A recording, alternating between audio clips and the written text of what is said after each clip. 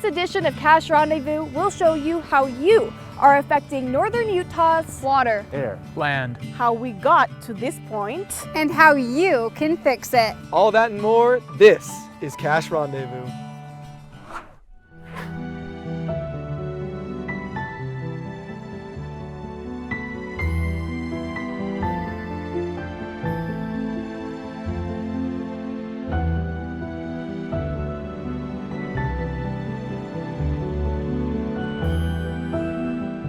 Welcome to this environmental edition of Cache Rendezvous. I'm Noah Giles. And I'm Katie Varga. We're joining you from the boulevard, which looks over Cache Valley. Our relationship with the environment is a two-way street. If we don't treat it with respect, then we face the consequences. We took a look at some of those challenges that northern Utah faces and some of the solutions. Joining us now is Sahara Nazir, who put together an overview of Cache Valley's environment and our impact on it. Well, a lot has changed compared to what it was like before the Latter-day Saints arrived. The impacts on our land, water, and air. I dug through history to show you how we got here. Shoshone people have been living here for thousands of years.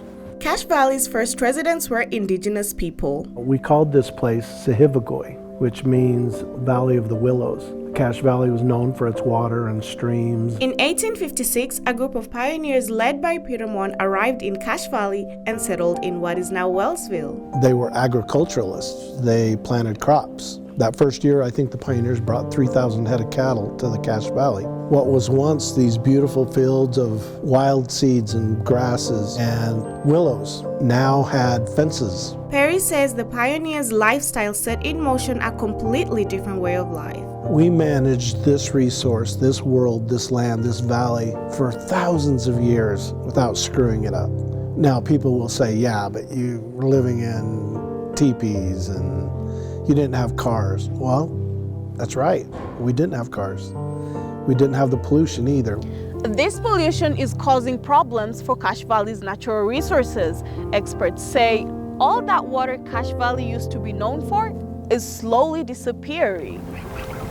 The National Integrated Drought Information System says Utah has experienced extreme drought since 2020, with the exception of this year's wet winter. But overall, when you look at long-term climate data that collected by Utah Climate Center, we are seeing that decreasing ratio in the snowfall to total precipitation. That means Utah is getting more rain than snow during the winter months, causing some areas to dry up quicker.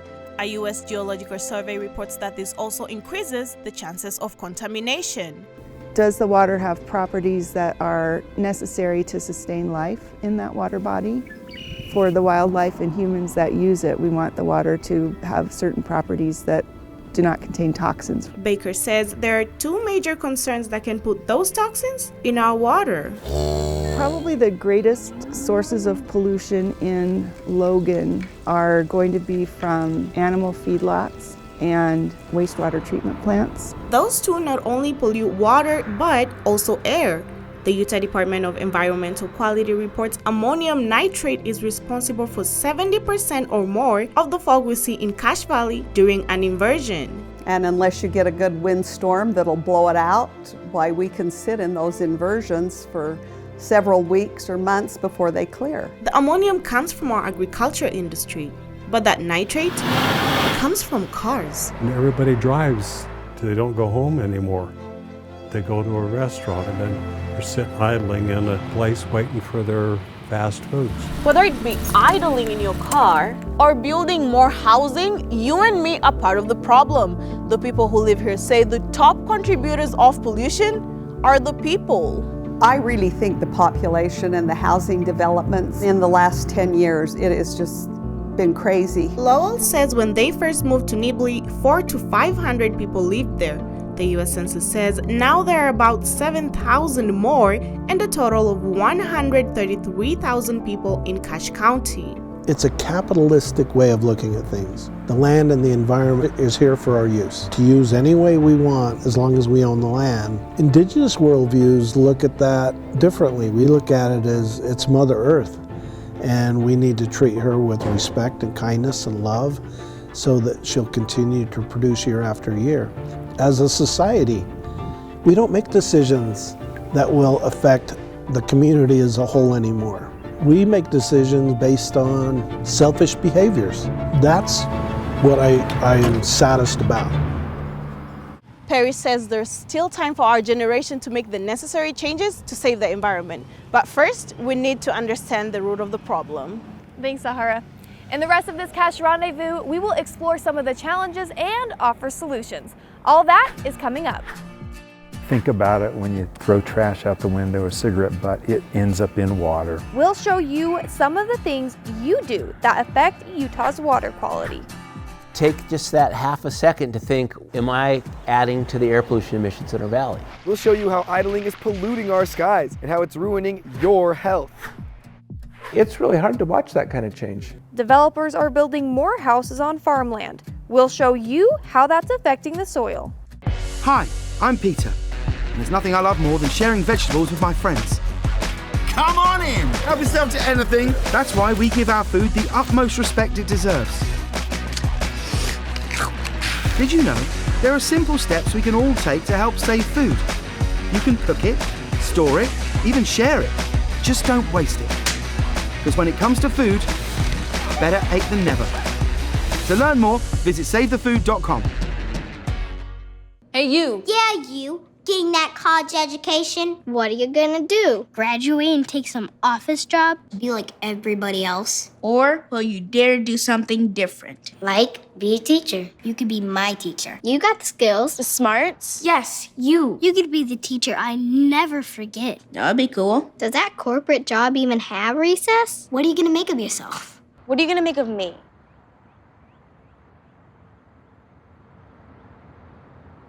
Every year, 4.5 million young adults between the ages of 18 and 24 visit the ER. It's every parent's nightmare.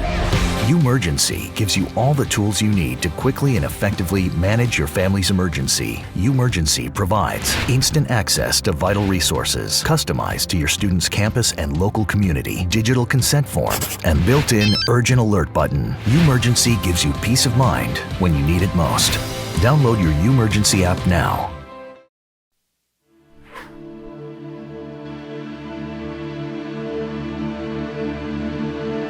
Welcome back. We're at First Dam. Logan City uses this water to generate power. Claire Scott paddles up to join us. Claire, what are you doing in a kayak? I'm showing you one of the many ways Utahns use water. You use water every day to cook, clean, and recreate. I found out why managing Utah's water is so complicated and how you may be making it even harder. Back when I was a kid, we didn't have to do that. We'd have plenty of water. Burke Jensen remembers his childhood days by the spring.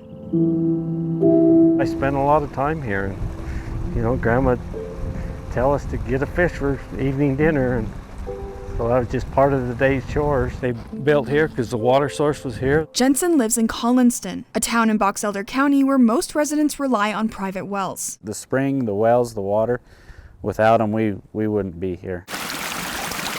Springs like these brought the Jensens to northern Utah, and the quality of the water is one reason they stayed. We have good, pristine water here. We have really good water in Utah.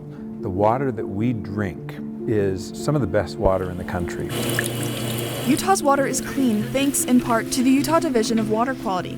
Mackey says your bad habits make his job harder. There's still a lot of knuckleheads out there who are willing to pour their oil change down the drain or dump their garbage by the side of the road or empty out a tank or carry a drum out into the woods. It's not just oil that can be damaging our water quality. Say I'm walking down the street and I pull out a piece of gum. My first offense would be to throw the wrapper on the ground. But if that wrapper falls into a gutter and ends up in a drain pipe, it can end up in the river along with all the other things that go down the drain. I don't want to dump my chewing gum in that stream, but everything that we do is connected. If you're mowing your lawn and those grass clippings get into the curb and gutter and then it rains, that washes right into the river. Stormwater is water that has picked up debris from roads and gutters. Wybrow says even the little things matter because the little things add up. There's harm done, maybe unintentionally, that just kind of makes me sad. Stormwater. Big mess. It's spring and the snow is only just starting to melt. In fact, this year set a record for average snowpack. We need this snow to combat Utah's drought. But one good season is just a few drops in the bucket. I can't protect water quality in a stream that's dry. I can't protect it for fishing. I can't protect it for any of its uses. The latest drought monitor removed most of northern Utah from any drought status, though 70% of the state remains in moderately dry, moderate, or severe drought. All the snow this winter gives Utah's lakes and reservoirs a chance to recover from years of drought conditions. Drying reservoirs affect the whole state and are on the minds of those in Collinston. When you're young, you're naive, and you realize you don't think about the politics or the possibility of losing that water. The spring seems to be slow to feel the effects of the drought and slow to recover. Driving through the nearby cemetery, Jensen points out generations of families buried there. Kyle's dad's right here. Some families in Collinston have been there for decades. I'm a fourth generation farmer and we want to see that remain in the family. I'm sixth generation. My daughter now, and my son that's on the way, they'll be seventh generation to live here on the farm. The place means a lot to me because a lot of my ancestors' blood, sweat, and everything else went into building the place up. There's a lot of memories in this barn. And with that history comes the desire to uphold it. Our hope is to keep these farms viable, keep this open space, carry on another generation. We want to keep this place and these values, and the water is the lifeblood of that.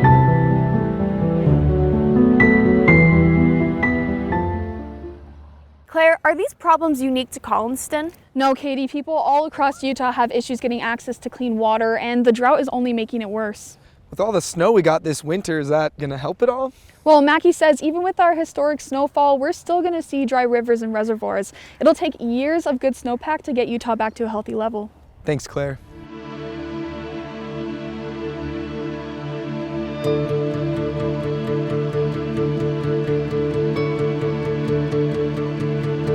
Standing on top of the Agriculture Science Building, and look at this view of Cache Valley. It's rainy now, but that winter haze wasn't just water, it was pollution. Joining us now is Marcus Lamb, who looked into this. Yeah, the inversion got pretty nasty. It gets worse during the winter time, but air pollution affects us year round. I talked to some experts in Cache Valley to find out where all that air pollution comes from.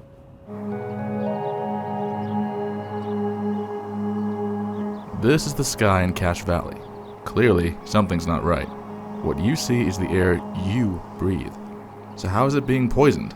What's causing pollution in Cache? We get these wintertime inversions set up, and what an inversion is a meteorological episode where you don't have any atmospheric mixing. And essentially, really, you have a cap on top of this bathtub that we live in, so air can't come in and it can't go out. And so anything that we emit into the air stays there for multiple days. The cold winter air helps trap the pollution from our tailpipes, so this season's extreme weather may have had a hand in the severity of our inversions. This winter, we have had more inversions than we normally have, and that's because we've had so much snow. The dark blue areas in this map show regions with a snow water equivalent higher than 150% of Utah's average. Record-breaking snowfall means harsh winter in Utah, making our inversions worse. Mayor Dayton says we're still doing better than in the past. Logan was in an EPA non-attainment area for a number of years. We're out of the non-attainment status, but we still have to report to the EPA in terms of kind of a maintenance plan over the next few years. Logan may be in the clear for now, but the northern and southern Wasatch Front and Uinta Basin regions of Utah are in non-attainment. Our valley is catching and holding onto the pollutants we emit. Dr. Martin says it's contaminating the air we breathe. If you can't see it or touch it, how is it affecting you? Our main pollutant of interest is something that's called PM2.5, particulate matter less than or equal to 2.5 microns in diameter. The reason that's important is that's the size that you can breathe down into the deep areas of your lungs, and so it can directly interfere with your oxygen exchange, so it affects your respiration. It can then also get into your circulatory system and affect all sorts of organs throughout your body. This is a close-up look of a human hair and a grain of sand. The blue dots are the size of PM10, the size of dust, pollen, or mold. If we take a closer look, we can see pink dots. That's the size of PM2.5. Those are the particles that pump out of our car every time we turn the key. Your car doesn't need to just sit and idle. Just turn it on and go. Over 50% of our pollutants come from our automobiles. Some of them come from our small businesses, our restaurants, our paint shops, all those kind of things. Emissions don't just come from our businesses, but from our suburban homes as well. This fireplace you see behind me is an original wood-burning fireplace.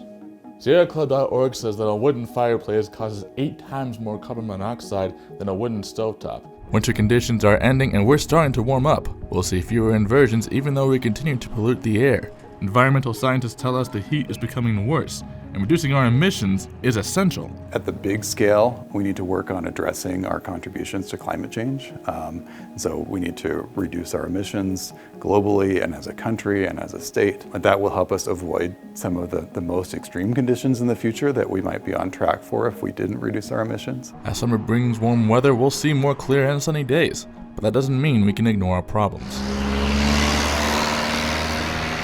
Cars cause pollution, but so do our cows. Dairy farmers say the agriculture community has been reducing its impact. I think there's probably less cows in the valley now. Over the years, when we first moved to Trenton in '94, everybody had a dairy farm, and now there's down to a few that have dairy farms. They are bigger, but less of them. Dr. Martin says these cows are producing the majority of the ammonia in the air, even if there are fewer of them. That in the Cache Valley, literally 98% of it comes from the agricultural industry. So they produce the ammonia, we produce all this other stuff, and it gets together and comes out with ammonium nitrate in the wintertime. Though as cows contribute to the problem, Winsgard says the health of the environment is critical for him and his animals. We're the ones that count on the environment to feed us and to take care of us. We rely a lot on the environment, and if we have a wet year or a dry year, you know, we rely a lot on the Lord to take care of us and to give us the things we need, because the environment is our livelihood. Air problems aren't just seasonal. Whether it's hot or cold, emissions will affect us no matter what time of year it is. It sounds like there are simple things we can do to make a difference. That's right, Kate. Dr. Martin says the next time you're waiting on a friend or a kid, remember to just turn off your car. Thanks, Marcus.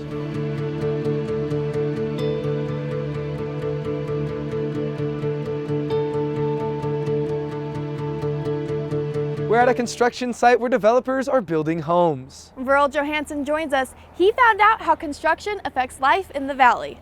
You see construction like this popping up all over Cache Valley. I spoke with residents, soil experts, and developers to find out how the growing population is impacting the soil and how it affects you and other Cache Valley residents.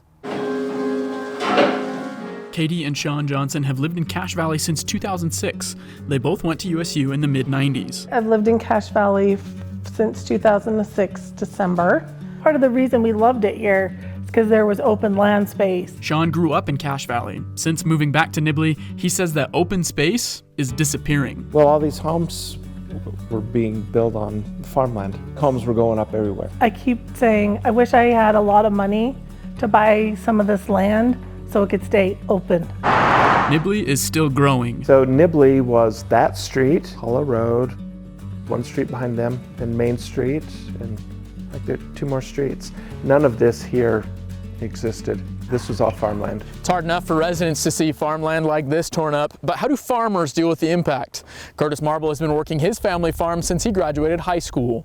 Farming is the greatest occupation in the world. You'll never end up on the front pages of Forbes magazine farming. But who was it that said, if you love what you do, you'll never work a day in your life? And I really love what I do. Marble says it's not just the amount of farmland that's changed. I've seen the land change considerably. To pay for an acre of ground's over $10,000 an acre. And some of my first ground that I bought was $1,500 an acre 25, 30 years ago. This is the land that one developer wants to turn into cheaper housing. I've always just wanted to invest and create just living places for people that they could afford. Chaparro says he's planning to build 26 homes in the area just behind me, from right about where I'm standing all the way back to that White House. I think with growing population, I see a lot of farmland going by the wayside. What used to be farmland is now housing development or apartments. You definitely see we now become an asphalt farm instead of a farming farm. Lolly says more homes typically means more yards, but not everyone knows how to care for the land. The different fertilizers people use, and that causes phosphorus pollution if it's not done properly. Lolly says some people put too much fertilizer on their yards, causing some of the fertilizer to get into the water table. He says while some people are trying to avoid this, People, they don't care. You're always going to have that type of person that thinks they know better than you do, and they're not going to try and learn to take care of the land. As the valley continues to grow, residents like the Johnsons hope it doesn't lose more of what drew them here. It used to be pretty, just lots of fields. I'm not opposed to people moving here, and there are lots of good people here, and our house is on what used to be farmland, so, and I'm happy for that, but I don't like to see it all just packed in and just how much can we put in. The Johnsons say a lot has changed since they were at school here, and the valley is growing faster than ever. So do you think that people notice the farmland disappearing here in the valley? I think if you didn't grow up on a farm, you may not notice it, especially if you haven't been living here for a long time.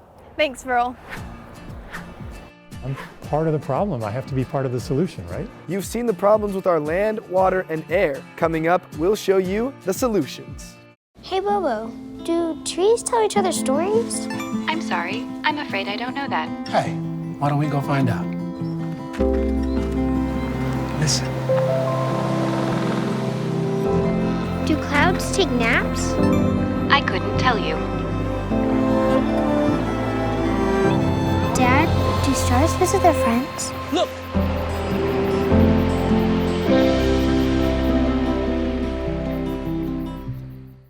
If I could be you, and you could be me for just 1 hour. If we could find a way to get inside each other's minds. Walk a mile in my shoes.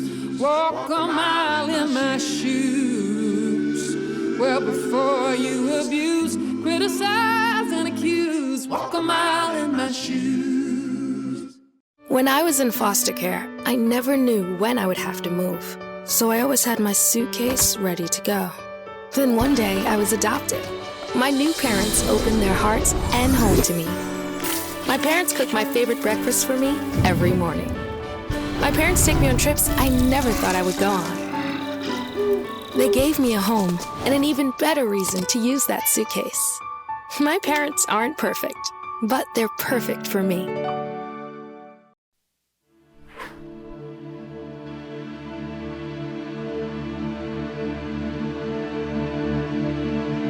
As Cache Valley grows, so do its problems. You've seen northern Utah's struggles in land, air, and water. Joining us now is Morgan Perkins.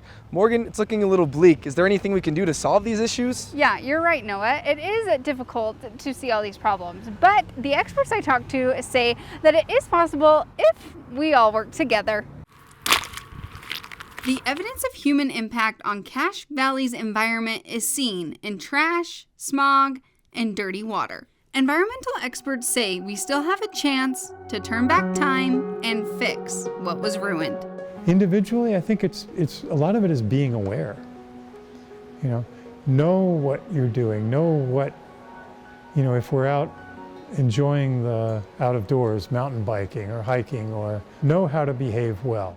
Brunson says you can leave no trace by picking up trash and protecting nature around us.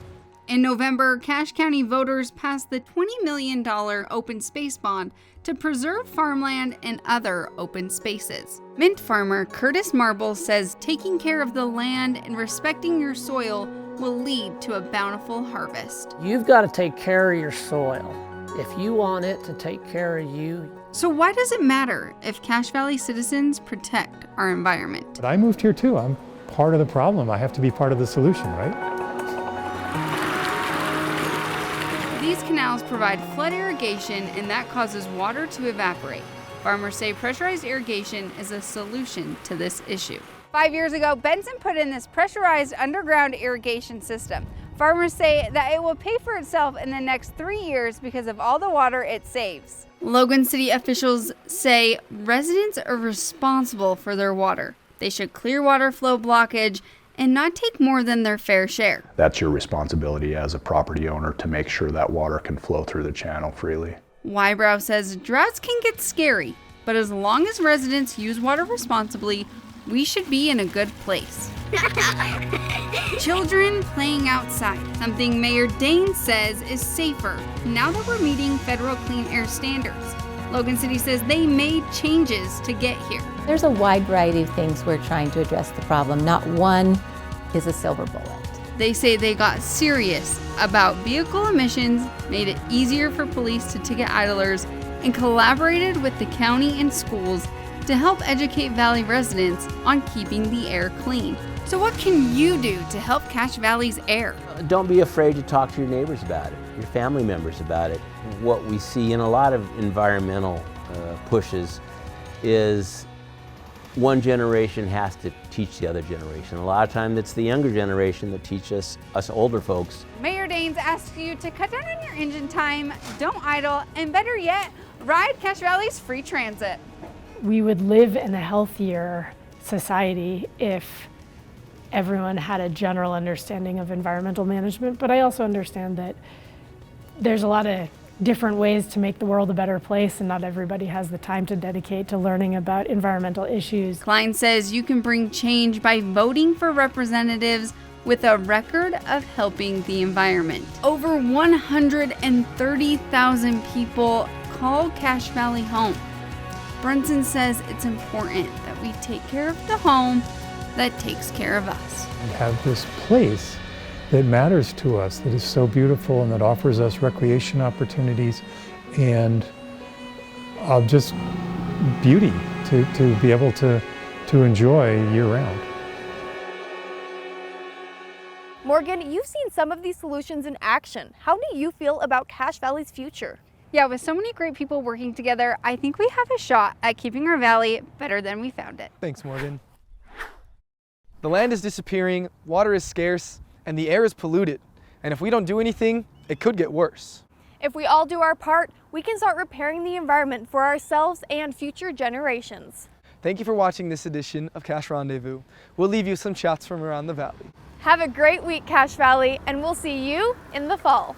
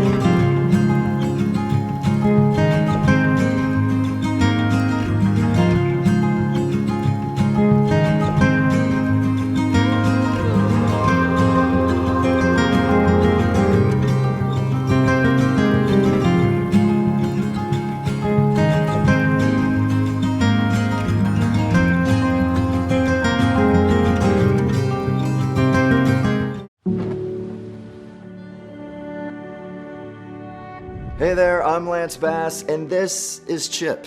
For more than 100 years, American Humane has been on the front lines protecting animals in times of crisis.